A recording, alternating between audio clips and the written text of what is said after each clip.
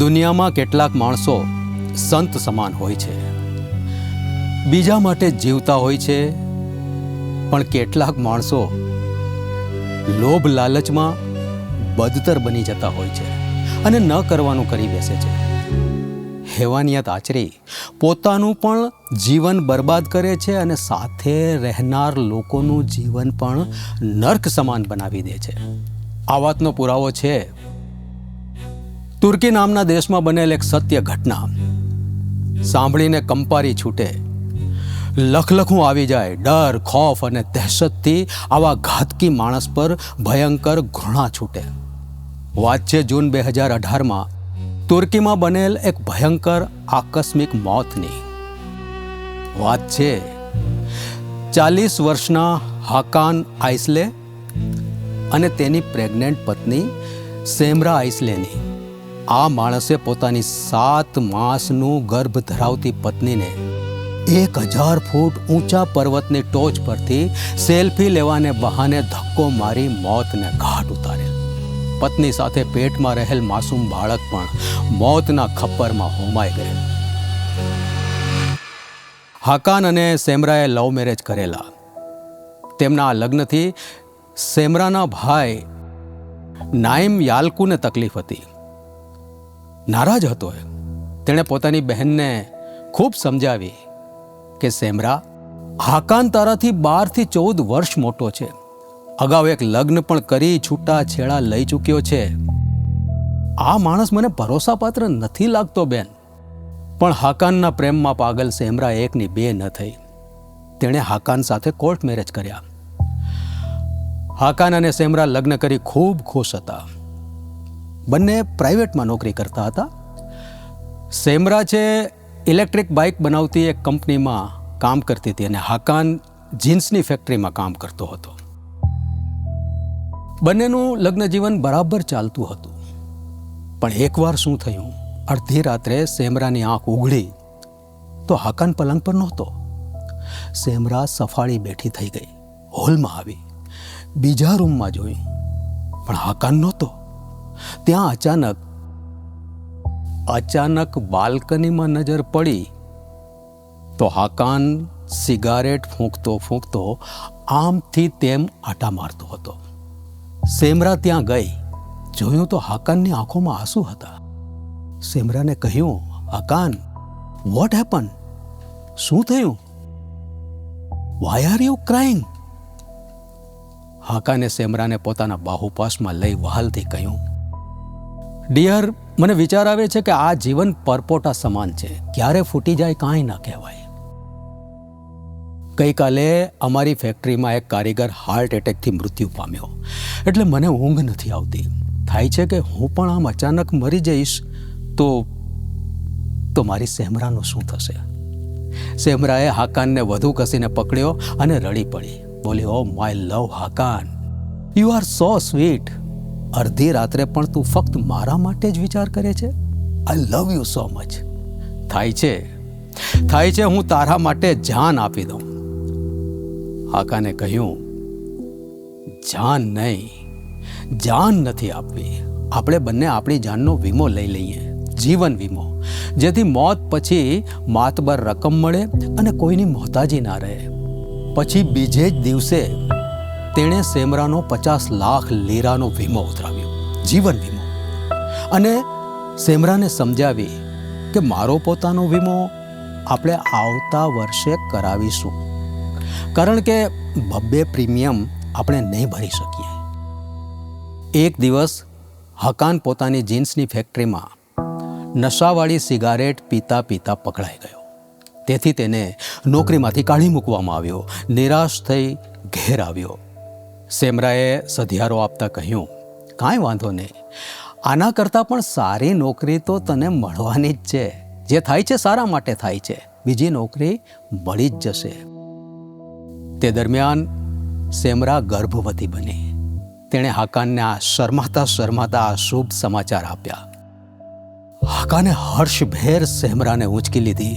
બંનેને અનહદ ખુશી મળી. પણ ફરી એકવાર અડધી રાત્રે સેમરાની આંખ ખુલી તો હાકાન સિગાર ફૂંકતો ફૂંકતો બાલ્કનીમાં આટા મારતો હતો. સેમરાએ પૂછ્યું, હાકાન, કેમ ઊંઘ નથી આવતી? ના, ઊંઘ નથી આવતી મને. થાય છે કે મારે નોકરી નથી, તારા પગારમાં આપણા બંનેનું માંડ માંડ પૂરું થાય છે, તો આવનાર બાળકને કેમ કરીને ઉછેરીશું? આ વિચારે મને ઊંઘ નથી આવતી. સેમરાએ કહ્યું, ડિયર, આવનાર બાળક પોતાના નસીબ લઈને આવે છે.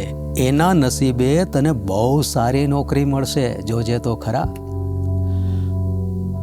પણ હવે ધીમે ધીમે હાકાનને ડિપ્રેશનના હુમલા આવવા માંડ્યા.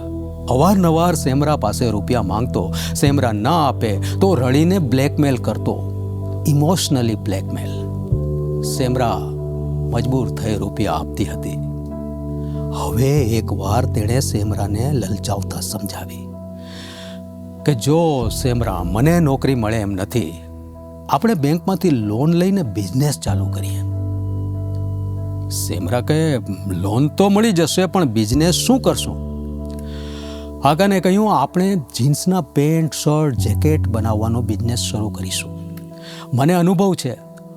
જો હાલ મારે નોકરી નથી, પણ તારે નોકરી છે, માટે તારા નામે જ લોન મળશે. અને લોનના હપ્તા તો 1 વર્ષ પછી શરૂ થશે, એટલે પહોંચાણ થઈ જશે. અને ત્યાં સુધીમાં તો બિઝનેસ પણ જામી જશે અને આપણે હપ્તા આસાનીથી ભરી શકીશું. સેમરાએ કહ્યું, પણ કેટલી લોન મળશે?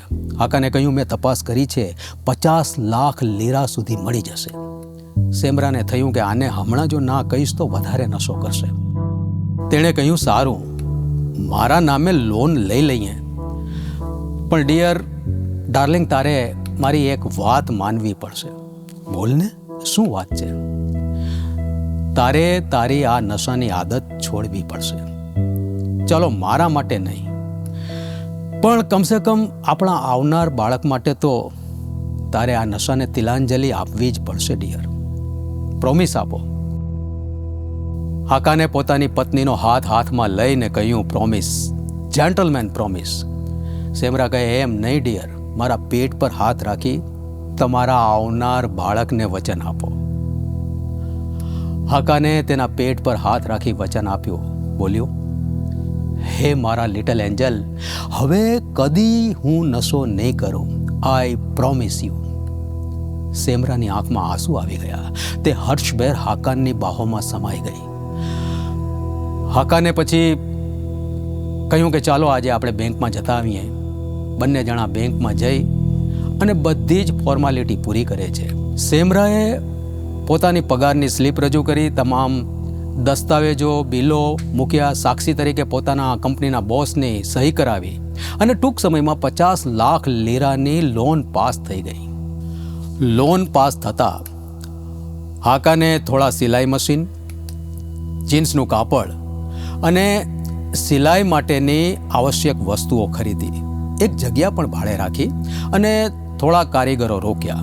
હવે તેણે જીન્સ પેન્ટ, શર્ટ, જેકેટ સીવવાના ચાલુ કરાવ્યા, પણ કેમે કરીને ધંધો જામતો ન હતો. એટલે હાકાને ચોરી છુપીથી ફરી નશો શરૂ કર્યો. હવે સેમરાને 7મો મહિનો જતો હતો. તેની તબિયત નાજુક રહેતી, હાલવા ચાલવામાં તકલીફ થતી, નોકરીમાં પણ વધુ પડતું કામ રહેતું. આ તરફ જીન્સના પેન્ટ, શર્ટ, જેકેટ બ્રાન્ડેડ કંપનીઓના કપડાં સામે ટકતા નહોતા. કારીગરના પગાર અને જગ્યાનું ભાડું માંડ માંડ ભરાતું. થોડા વખત પછી લોનના હપ્તા શરૂ થવાના હતા, સાથે જીવન વીમાનું પ્રીમિયમ પણ ખરું. સેમરાનો પગાર ઘરમાં પૂરો પડતો નહોતો. હાકાન હવે નકારાત્મક વિચારોથી ઘેરાયો. તેણે વિચાર્યું કે લોન અને વીમો લેનાર વ્યક્તિ અચાનક મૃત્યુ પામે, મરી જાય તો લોન માફ થઈ જાય અને વીમો પણ ભાગે. 50 લાખ લીરાની લોન અને 50 લાખ લીરાનો વીમો, અને પછી તો રૂપિયાની રેલમ છેલ થઈ જાય.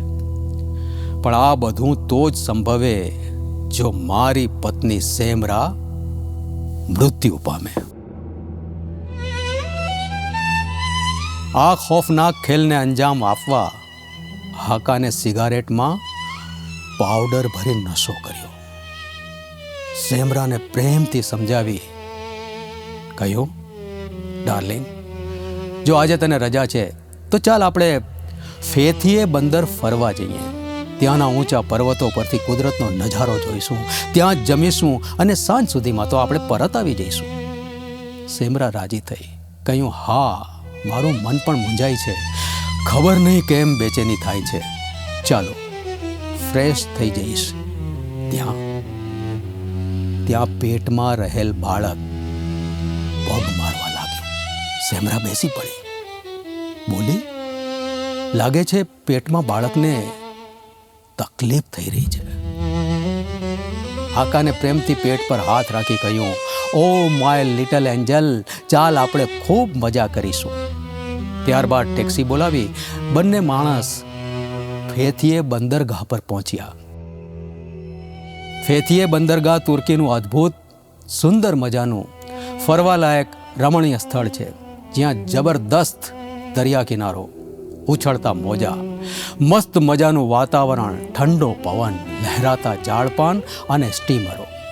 રોપવેમાં બેસીને બંને જણા સૌથી ઊંચી પહાડી પર ઉતર્યા. સેમરાએ ઉપરથી જોયું તો ખાઈ એટલી બધી ઊંડી હતી કે તેને ચક્કર જેવું આવવા માંડ્યું. પ્રેમથી તેને સહારો આપી તેના પતિએ ટેકરી પર બેસાડી અને ખૂબ મીઠી મીઠી વાતો કરી. પછી કહ્યું કે ડાર્લિંગ, આપણે થોડું ચાલીશું? સેમરા કહે, ના, મને વધારે બેચેની થાય છે, ચાલો ને આપણે ઝડપથી પાછા નીચે પહોંચી જઈએ. આકાને કહ્યું, એજ યુ વિશ, ચાલ નીચે પહોંચી જઈશું, તું કે એમ બસ. પણ આપણે અહીં સુધી આવ્યા છીએ ડાર્લિંગ, તો એક યાદગીરી એકાદ સેલ્ફી લેતા જઈએ તો. સેમરાએ અનિચ્છાએ તૈયારી બતાવી. ઓકે, ચાલ લઈ લે. હવે પહાડની ટોચે બંને ઊભા રહ્યા. હાકાને ફોનનો કેમેરો સેટ કર્યો. સેમરાની નજર નીચે ગઈ. તેણે કહ્યું, ઓ માય ગોડ, આપણે કેટલા બધા ઉપર છીએ. જુઓ તો ખરા, નીચે ખાઈ છે અને ત્યાં અણીદાર મોટા મોટા પથ્થરો પડ્યા છે. મને તો બહુ બીક લાગે છે. એમ કહી આંખો બંધ કરી એ હાકાનનો હાથ પકડવા ગઈ. એ જ હાથથી હાકાને સેમરાને જોરથી ધક્કો મારી દીધો. એક ભયાનક ચીજ સાથે સેમરા 1000 ફૂટ ઊંડી ખાઈમાં પટકાણી. એક અક્ષમ્ય ગુનો, છેલ્લી કક્ષાનું અધમ કૃત્ય, ક્રૂરતાની ચરમ સીમા. બસ, આગળ ઉપર બોલવા જેવું નથી. ફેથીએમાં જ હાકાનની ધરપકડ થઈ. તે સાવ ગાંડા જેવો થઈ ગયો. ચીસો નાખી કહેતો, બકવાસ કરતો, મારી વાઈફ અને મારું બાળક મને પાછું આપો. માથા પછાડતો. ઇન્સ્પેક્ટર ઓમર, હા, ઇન્સ્પેક્ટર ઓમર ખૂબ ચકોર, ચાલાક અને બાહોશ ઇન્સ્પેક્ટર હતા. તે સમજી ગયા કે આ માણસ નાટક કરી રહ્યો છે. અદાલતમાં રજૂ કરી 14 દિવસના રિમાન્ડ મેળવ્યા. 3rd ડિગ્રી અપનાવી. પણ હાકાન 1નો 2 ન થયો. તે સતત બોલતો રહ્યો કે પર્વતની ટોચ પર અમે સેલ્ફી લઈ રહ્યા હતા ત્યારે સેમરાને પ્રેગ્નન્સીને કારણે અચાનક ચક્કર આવ્યા, પગ લપસ્યો અને ખાઈમાં પડી ગઈ. એક રાત્રે લોકઅપમાં માર ખાવાને કારણે હાકાન કણસતો પડ્યો હતો. સાવ સન્નાટો હતો. ચોકીદારી કરતા પોલીસમેન ઝોકા ખાઈ રહ્યા હતા. ત્યાં અચાનક લોકઅપના લોખંડી સળિયા પર ધારદાર કાનસ ઘસવાનો અવાજ આવ્યો. આકાને કાન સરવા કર્યા. પડખું ફર્યું, જોયું તો કોઈ જ નહોતું. થોડી વાર પછી તીક્ષ્ણ તણીથી ફરી સળિયા કાપવાનો અવાજ. હવે આકાન ધીમે ધીમે ઊભો થયો. સળિયા પાસે ગયો. ત્યાં સળિયા પાછળ એક પડછાયો દેખાયો. ધીમે ધીમે પડછાયો સ્પષ્ટ થયો. જોયું, ઓ માય ગોડ, જોયું તો પોતાની ગર્ભવતી પત્ની સેમરા આંખમાં આંસુ સાથે પેટ પર હાથ રાખી ઊભી હતી. હાકાને જોરથી લોખંડના સળિયા પકડી લીધા તો એ સળિયા તૂટી તેના હાથમાં આવી ગયા. રડતી રડતી ગર્ભવતી પત્ની લોકઅપમાં પ્રવેશી અને રડતા રડતા બોલી, હાકાન, જે હાથ પાસે સહારો માંગ્યો એ જ હાથે ધક્કો મારી દીધો મને. હે, મારા પર તો ઠીક, પણ આ 7 માસના સંતાન પર પણ તને દયા ન આવી? જો આ માસૂમ જીવ કરગરે છે, ફરિયાદ કરે છે, રડે છે, પ્રશ્નો કરે છે. સાંભળ, ખરેખર પેટમાં રહેલ 7 માસનું બાળક કરગરવા લાગ્યું. ડેડી, હું તો તમારી લાડલી દીકરી હતી ને. તમે તો મારી મમ્મીના પેટ પર હાથ રાખી મારા સોગંદ લેતા હતા ને. હું તો મમ્મી ડેડીની રાજ દુલારી હતી ને. તો પછી મને જન્મતા પહેલા કેમ મારી નાખી? ડેડી, મારે તો તમારી આંગળી પકડીને રમવું હતું, ચાલવું હતું, પડવું હતું, તમને ઘોડો બનાવી તમારી પીઠ પર બેસવું હતું. અરે રમકડા લેવા હતા, તમારા ઘડપણની ટેકણ લાકડી બનવું હતું. પણ ડેડી, તમે તો અમને મા દીકરીને ખાઈમાં ધકેલી દીધા. શું કામ ડેડી, શું કામ? હાકાન સમસમી ઉઠ્યો. અવાજ ગળામાં રૂંધાવા લાગ્યો, હાથ જોડી ધ્રુજવા લાગ્યો. સેમરાએ કહ્યું, હાકાન, તને એમ છે કે તું બચી જઈશ? પણ ના, હવે હું તને ચેનથી જીવવા પણ નહીં દઉં અને મરવા પણ નહીં દઉં. અત્યારે તું પાગલપણાનું નાટક કરશ, પણ હું તને સાચે સાચ પાગલ બનાવી દઈશ. હાકાન હાથમાં આવેલ લોખંડના સળિયા પોતાના માથામાં મારવા લાગ્યો. માથામાંથી લોહી નીકળ્યું, રાળો રાળ કરવા લાગ્યો. ત્યાં પોલીસ ચોકીદારો દોડતા આવ્યા. એમણે લાકડી ફટકારી પૂછ્યું, રાત્રે બૂમાબૂમ કેમ કરે છે? હાકાને કહ્યું, એ આવી હતી, મારી પત્ની આવી હતી, મારી મૃત પત્ની આવી હતી, લોકઅપ તોડીને આવી હતી. પોલીસે કહ્યું, ગાંડા, અહીં કોઈ નથી. હાકાને કહ્યું, અરે એ આવી હતી, મને પાગલ બનાવી દેવા આવી હતી. જુઓ, આ લોકઅપના તૂટેલા સળિયા. હું જોયું તો હાથ ખાલી હતો અને એક પણ સળિયો તૂટ્યો નહોતો. પણ હા, હાકાનના માથામાં લોહી નીકળતું હતું. પોલીસે કહ્યું, ઇડિયટ, છાનો માનો સૂઈ જા. અને 4 લાકડી ફટકારી. હાકાન સુનમુન થઈ ગયો અને આખી રાત જાગતો પડ્યો રહ્યો. ઇન્સ્પેક્ટર ઓમરે 3rd ડિગ્રી અપનાવી, છતાં હાકાન 1નો 2 ન થયો. પુરાવાના અભાવે કોર્ટે તેને જામીન પર છોડ્યો અને મનોચિકિત્સક પાસે પાગલપણાની ટ્રીટમેન્ટ લેવા ભલામણ કરી. ત્યારબાદ હાકાન પોતાને વતન ગયો, નોર્મલ થયો. તેણે લોન માફી માટે પત્નીનું મૃત્યુ પ્રમાણપત્ર બેંકમાં રજૂ કર્યું. સાથે સાથે વીમાની 50 લાખ લીરાની રકમ મેળવવા પ્રોસિજર શરૂ કરી.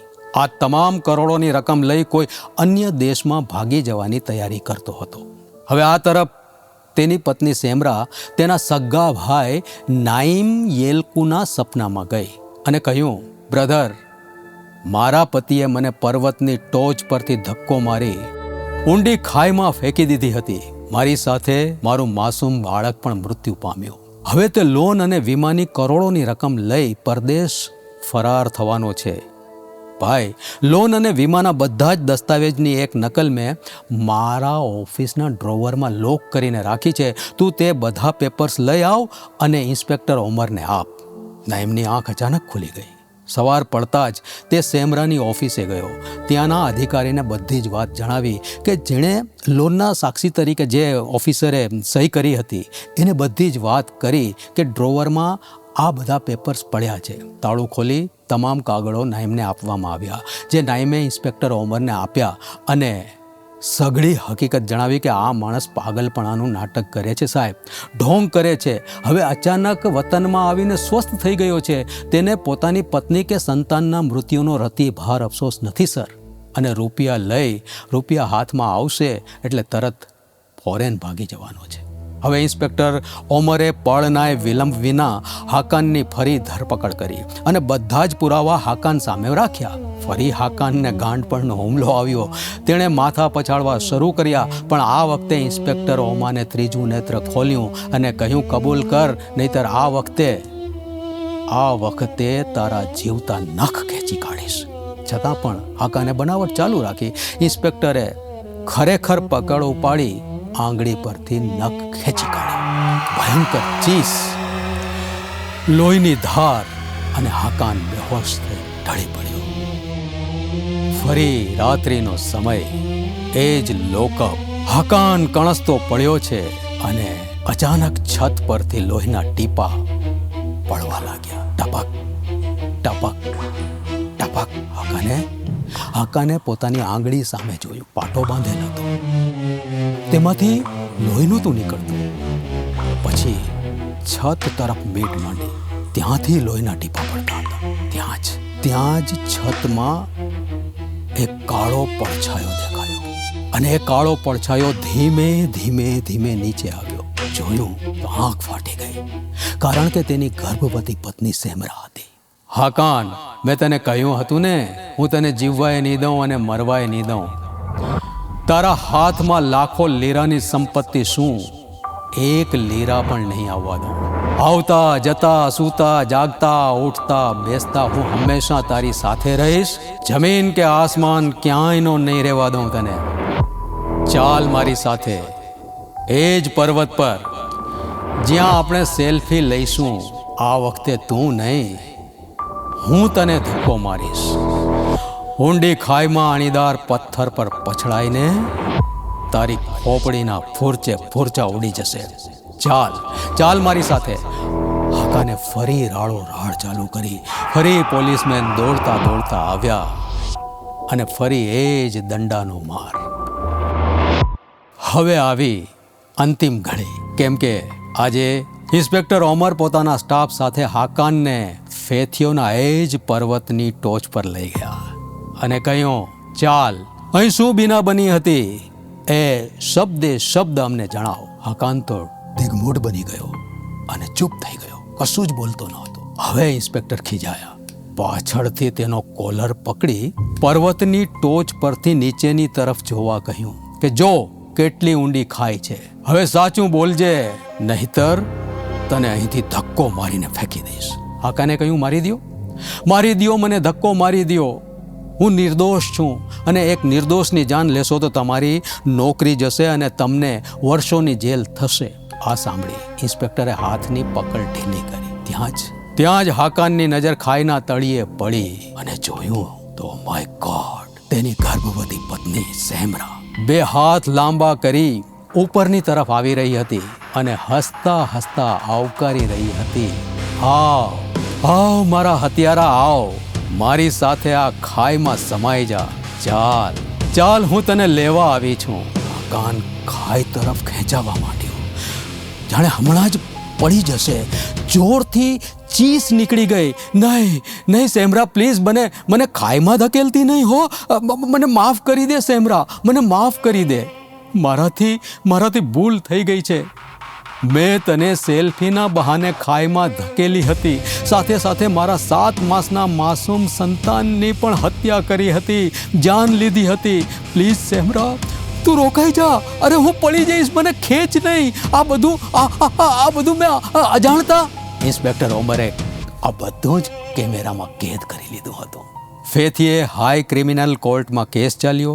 તમામ આધાર પુરાવાને ધ્યાને લઈ ઓક્ટોબર 2022માં હાકાન આઇસલેને પોતાની ગર્ભવતી પત્ની અને 7 માસની દીકરીને મારવા સબબ ડબલ મર્ડરના આરોપમાં ઘાતકી હત્યા સમજી અને આજીવન કેદની સજા ફરમાવવામાં આવી.